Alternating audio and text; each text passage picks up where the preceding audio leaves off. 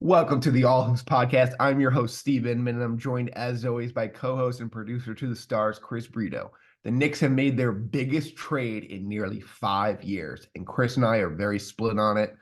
We'll also recap the best moments of 2023 and what we're most looking forward to in 2024. Before we get to that, the big trade, Chris, my friend, our last show of 2023. How are you?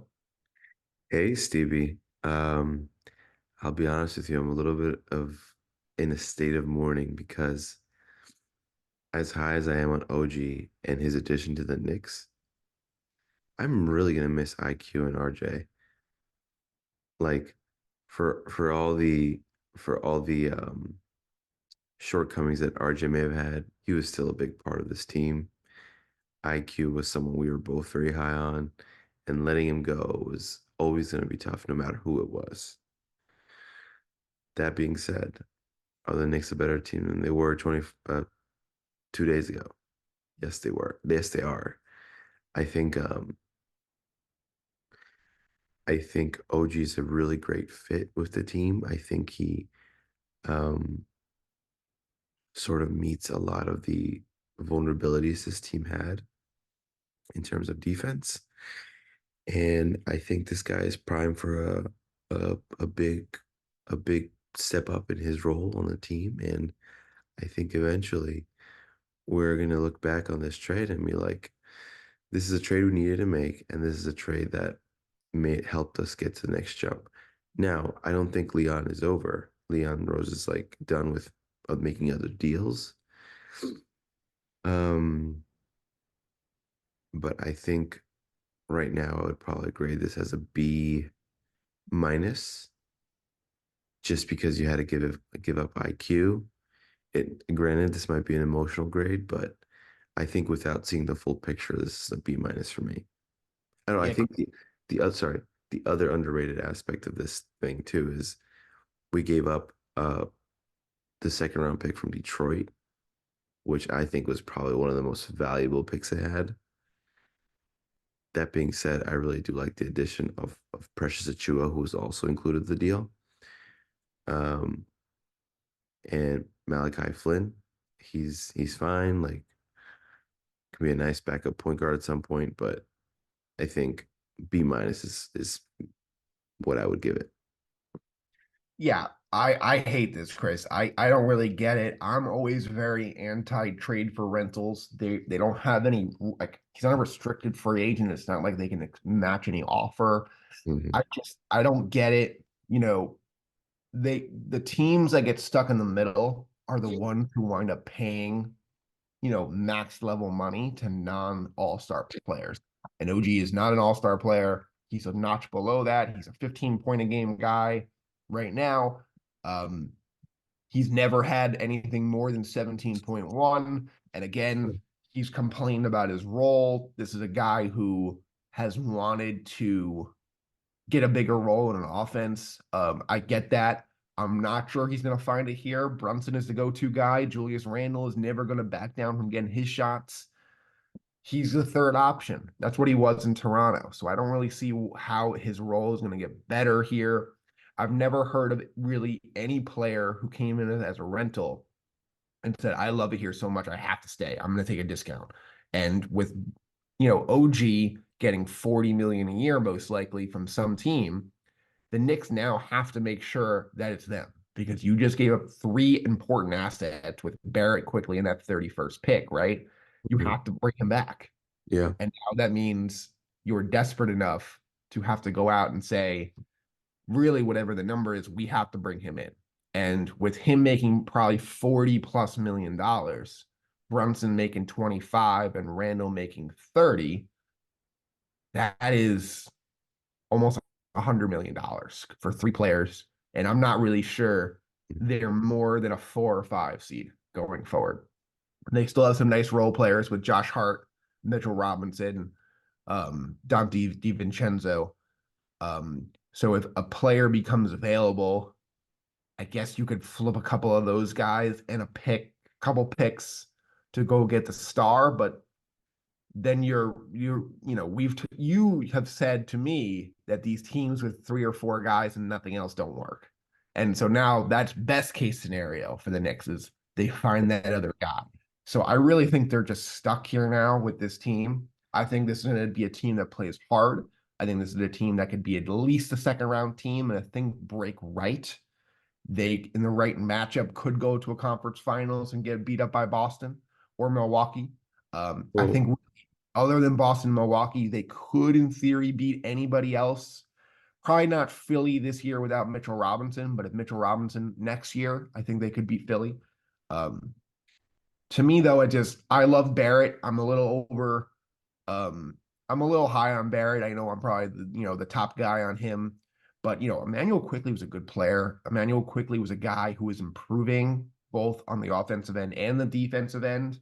And every article that came out with around the Knicks was Quickley should play more. Why isn't Quickley playing more?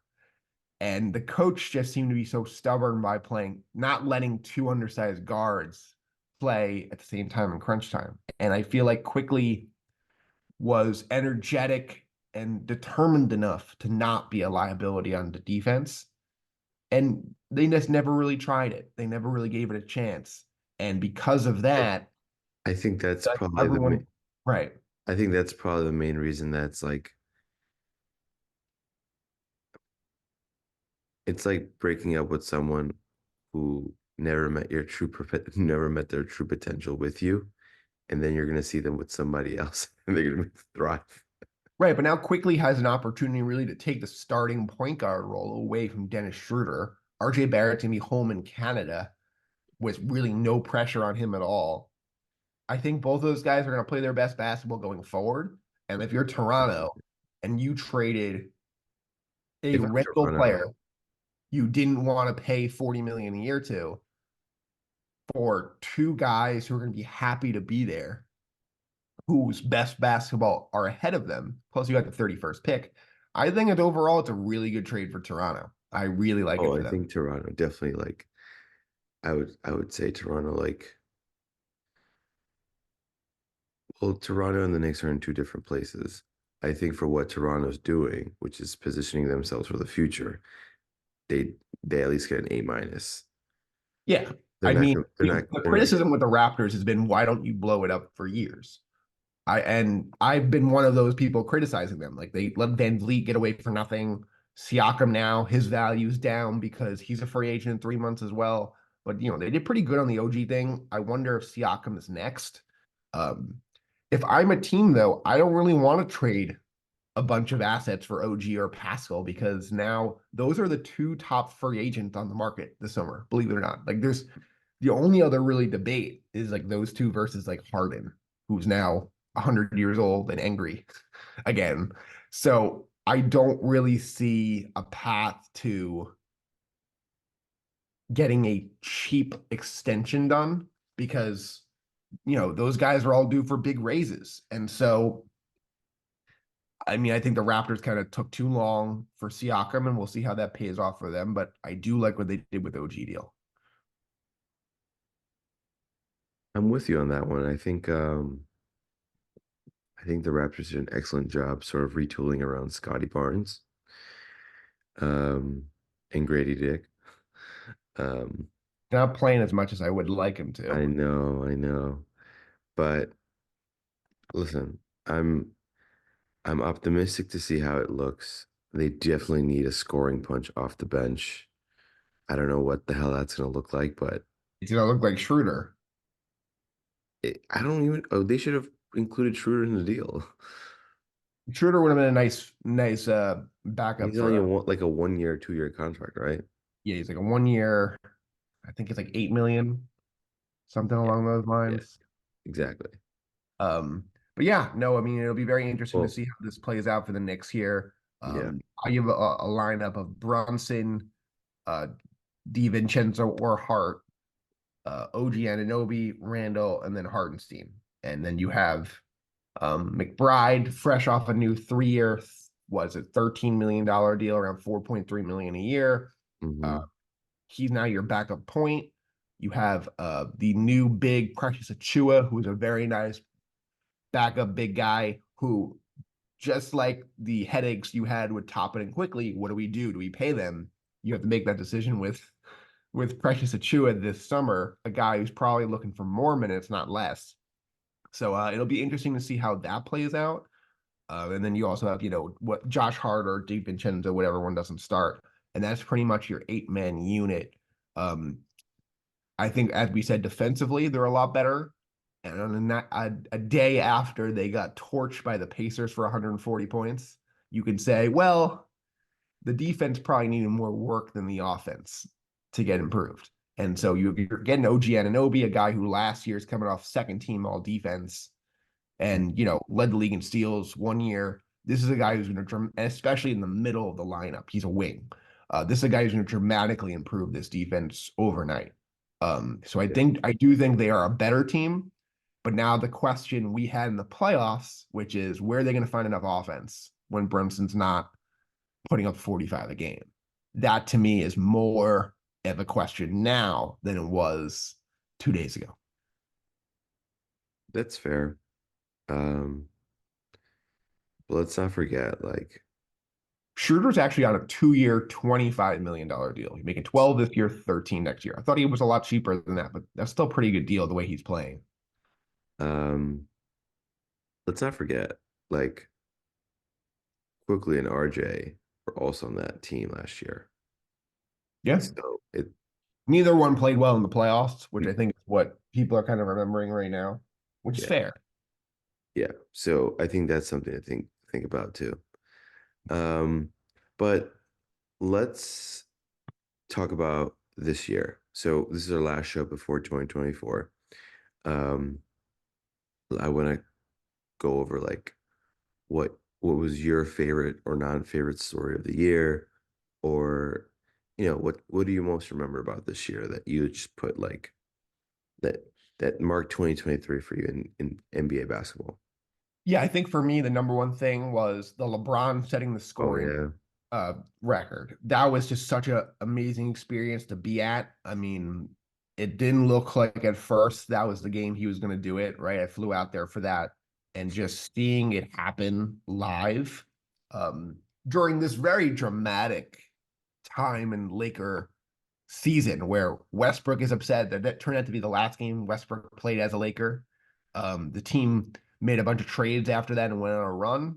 They got all the way to the Western Conference Finals before getting swept by the Nuggets.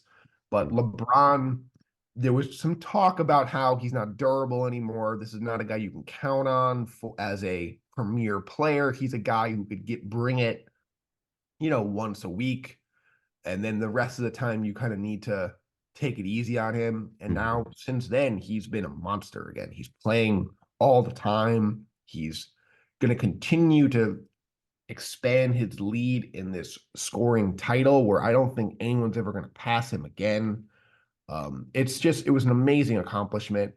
It to me makes him the greatest basketball player I believe I'll ever see in my life. Before people started getting mad, I was not old enough to see Michael Jordan ever really play. And then the other thing for me was the Joker, who I thought was putting up historic numbers, added to the legacy by getting that first championship. They were completely dominant in the playoffs. They get the title. They really were never even challenged by anyone. The only team that even got to the 6 games The Wolves. was the Suns. Oh, the They got Wolves won one game, right? Bulls won one game. I think the Heat won just one game. But the point is, you never felt like they were really in doubt of not getting past the team. You know, Murray was awesome. Porter was inconsistent, found his shot when he needed it. Aaron Gordon was great. Christian Brown off the bench. Bruce Brown. It was a great team, but overall, it solidified the Joker's legacy as a Hall of Fame player right now. I thought the stuff of him saying, I don't really care about basketball. I want to go back to my horses. I thought that got a little old because there was just so much stuff on that. But this is a guy who emerged as one of the greatest European players ever uh, years ago. But now he emerged as one of the best players ever. This is, the best passing big man I think we've ever seen. He could score at will. And I think this will not be the last time we see him win an NBA championship. So 2023, the year of LeBron, the year of Joker. I think this is gonna be like especially sad because RJ and Quickly were left, but I thought like last year's Knicks run toward the playoffs was like so much fun. Like I think that whole experience of seeing that team like get better little by little by little was one of my favorite things to watch. Like I'll never forget the game where Quickly scored 40 points or whatever and beat the Celtics in TD Garden. Uh, that was kind of amazing. Um, I think seeing the Knicks play in the second round and like really play well. The emergence of Brunson was huge for me this year too. Um, and I think just like every night, like the NBA just like is stunning, amazing, and like I think you're seeing the emergence of these like new era guys like Chet, Victor Wembanyama, and like all these different guys. Like, dude, the league is crazy. Like it's just incredible what the talent is. And I think the other one, I love watching Hallie play Tyrese Halliburton. Um, so not like many like specific moments, but like a lot of like just overall great freaking product from the NBA. Yeah, no, I think it's been pretty impressive to see all the talent. I don't think there's been more talent in the league than there is right now, which is I think the biggest reason possible besides money to expand. To me, this is the time to expand. There's so much talent they can handle two more teams for sure. Granted, it's funny because we're talking about this in the most talent. We have three historically bad teams with Detroit, San Antonio, and Washington. We'll get to them in a minute. Um, but yeah, Chris, actually get into our final thoughts now. Things we're looking forward to in 2024. For me, the in-season tournament was a lot more fun than I thought it was going to Oh, be. I'm right. I very forgot curious to about see that. how it evolves. Do they try to bunch it all together like we suggested? Do they move it to early March? How this progresses in next year, how they adapt. I'm very curious to see how they play it out. I think I'm looking forward to two things: the Knicks winning a championship, and then if not that, I'm so curious to see what happens with LeBron's career. Like Do you think he leaves LA? that's the thing. We don't know. I mean, I think we believe that he's going to stay, but we don't know where he's going. Imagine like the Knicks. He's like, I want to be a Knick. My son was drafted by the Knicks. And then we're like, actually, we gave all your money to OG Anunoby. Sorry. Well, well, that's just one of the things that's just like I'm so fascinated to see what happens because I don't know. Yeah. One, Oh, it'll be interesting. that's one. Curious to see what trades Leon Rose makes and whether we get Donovan Mitchell. Probably not, but just what that next move is, if there is one. And then three,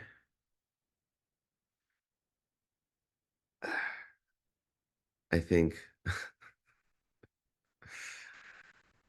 Nah, I guess I don't really have a three. I am curious to see what Quickly's Quickly's next stage looks like. That's kind of like it's kind of like seeing what you're a lot. Oh my God, it's I don't know why this is on my mind, but like seeing an old friend like seeing them thrive, you know? Sure. I don't know. It's crazy with the LeBron thing. Like he's 39 on December 30th. So Hmm. he's 39 years old already and got a $51 million player option for next year. And it's a no-brainer he's turning it down. Like it's not a debate. Like the only way he doesn't turn it down is if they add another year on it for more money and you decide to want to be a Laker for one more year. But like the idea is like he should definitely accept that. No, that's not a Oh, definite. one more thing that I Yeah, think like another great development for the league is like seeing the progression of Anthony Edwards. Every he's time I awesome. see Anthony Edwards, he's so good. Yeah, Like he's so good. right.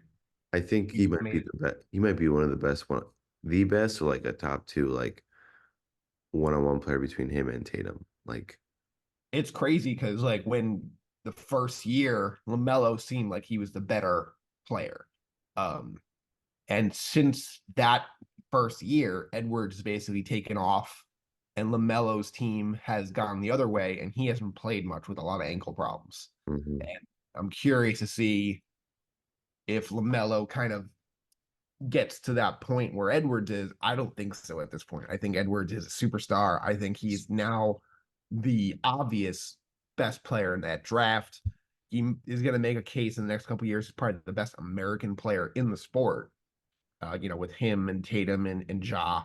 So it's awesome to see how he progresses.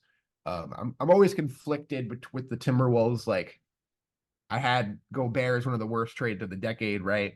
So I don't really want that to succeed. So I want to be right.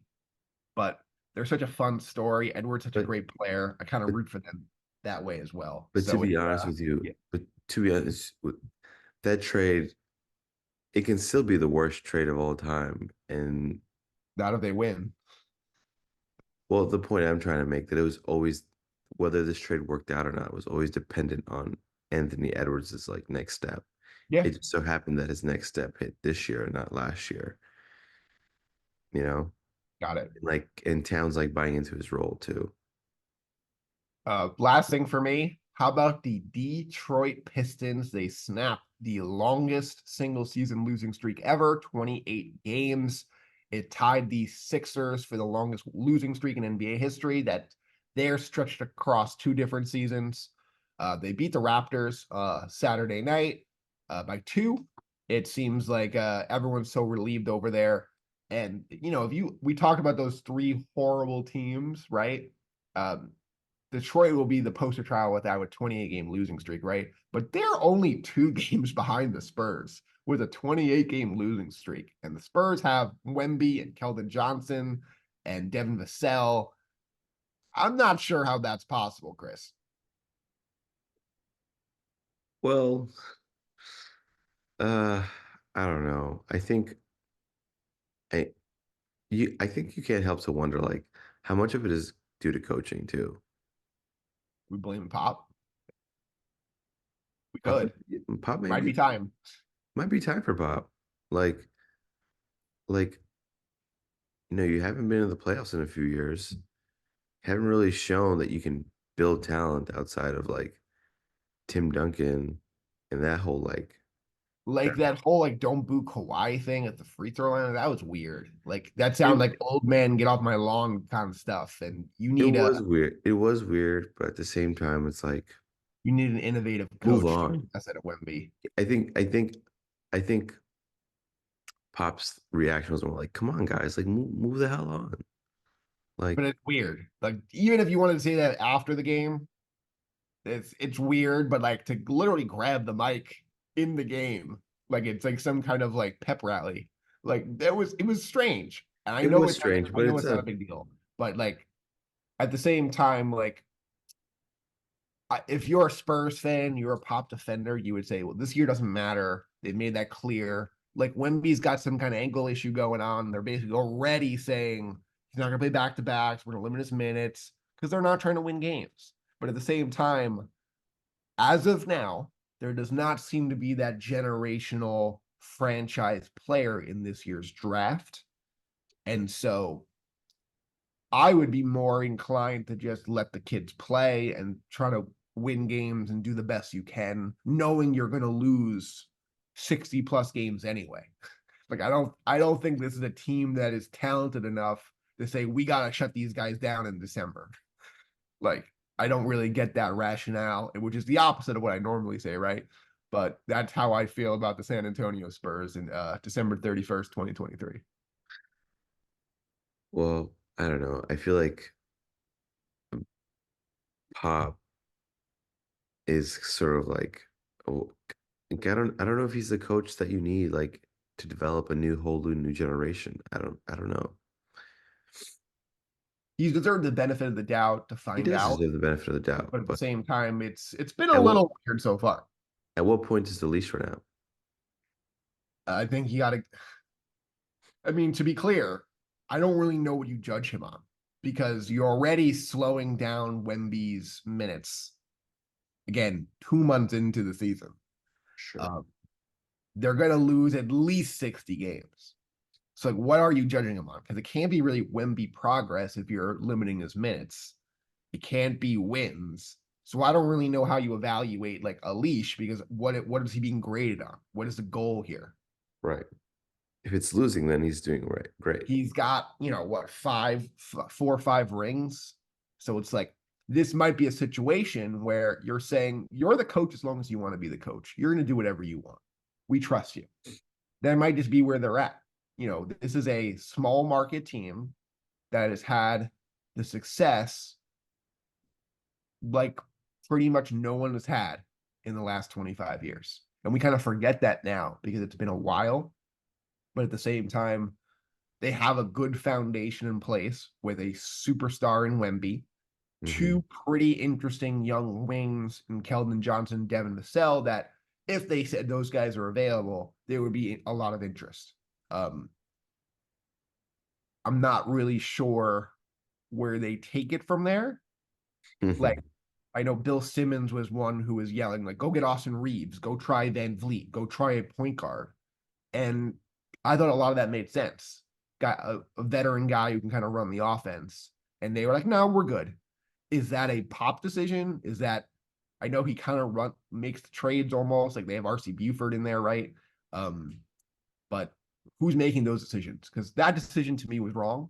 But at the same time, if they wind up with the #1 pick this year and it turns out to be a good point guard, we're going to say, well, it's probably a good thing that they didn't go give Van Vliet 40 million a year. So it'll be interesting to see how it plays out. Their story is far from written, but so far it's looking a little dicey. I agree. All right, Chris. That's going to do it here on the All Hoops podcast. Thank you so much for your great year. Thank you to our listeners on Spotify and everybody on Apple, YouTube, and wherever else you hear this show. Oh, one more thing before we close the show, Steve. Was LeBron's foot on the line or not? Only time will tell, Chris. I couldn't really tell. I think his foot was on the line, actually. Anyway, Steve, thank you for an incredible year. Happy to talk more hoops for you in the next year. And thank you to everybody who listens to our show and we'll catch you next year.